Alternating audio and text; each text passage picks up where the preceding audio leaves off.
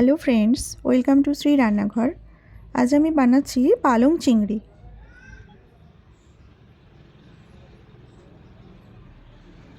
পালং চিংড়ি বানানোর জন্য পালং শাকটা প্রথমে আমি জলে দিয়ে ভাপিয়ে নেব।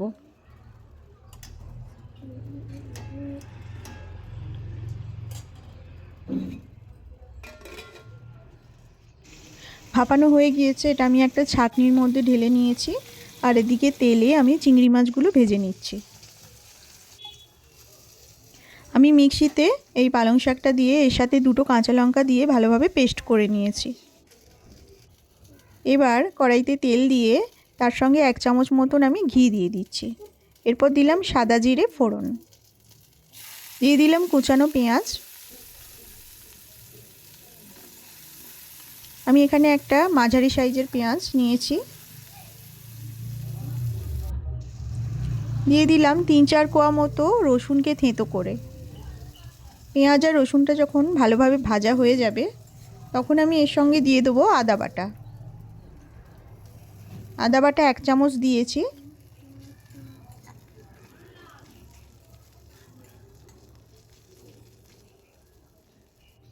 এরপর আমি দিয়ে দিচ্ছি টমেটো কুচি। টমেটো কুচি দেওয়ার পর আমি ঢাকা দিয়ে মশলাটা বেশ কিছু সময় কষিয়ে নেব, যাতে টমেটোটা একটু নরম হয়ে যায়। দিয়ে দিলাম হলুদ গুঁড়ো আর কাশ্মীরি লঙ্কা গুঁড়ো। এবার আমি ঢাকা দিয়ে মশলাটা ভালোভাবে কষিয়ে নেব।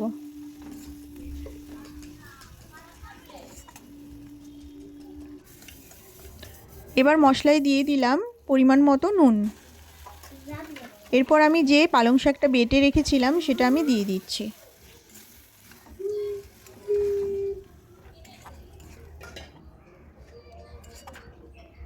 মিক্সিটা ধুয়ে একটু জলও আমি দিয়ে দেবো।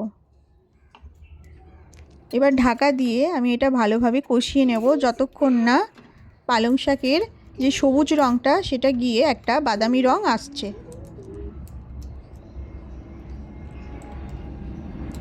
পালং শাকের কালারটা চেঞ্জ হয়ে গিয়েছে, তার মানে এটা রান্না হয়ে গিয়েছে প্রায়। এবার আমি স্বাদ মতো একটু চিনি দিয়ে দিচ্ছি। নুন চিনি এটা আপনারা নিজেদের স্বাদ মতো দেবেন, আর ঝালটাও নিজেরা যতটা ঝাল খাবেন সেই রকম দেবেন। এরপর যে চিংড়ি মাছগুলো আমি ভেজে রেখেছিলাম সেগুলো আমি দিয়ে দিলাম। চিংড়ি মাছ দেওয়ার পরও 2 মিনিট মতন আমি ঢাকা দিয়ে ভালোভাবে এটা রান্না করব।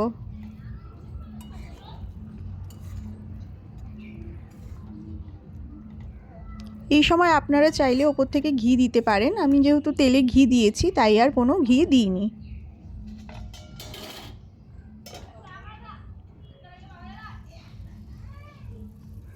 সবশেষে আমি দিয়ে দিলাম ভাজা জিরের গুঁড়ো।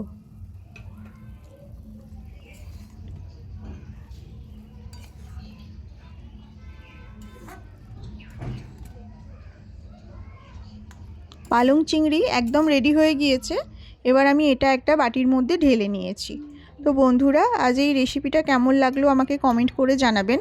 ভালো লাগলে প্লিজ আমার চ্যানেলটি সাবস্ক্রাইব করবেন। পাশে থাকা যে বেল আইকনটি আছে সেটা প্রেস করে দেবেন, যাতে আমার রান্না ভিডিও সবার আগে আপনাদের কাছে পৌঁছতে পারে। সবাই ভীষণ ভালো থাকবেন। দেখা হবে নতুন কোনো রেসিপির সাথে। Thank you.